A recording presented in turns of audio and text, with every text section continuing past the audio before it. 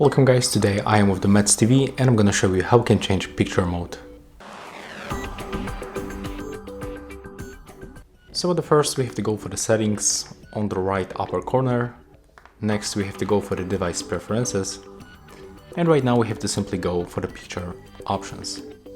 When we are here we have to pick the picture mode. And right now we got a few presets, that's user, standard, vivid, sport, movie, game and energy saving.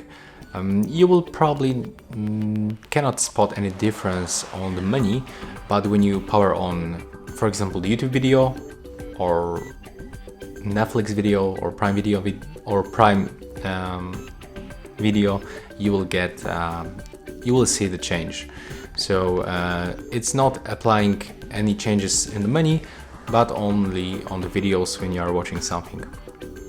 So for example, we can change for the sport mode. And that's all.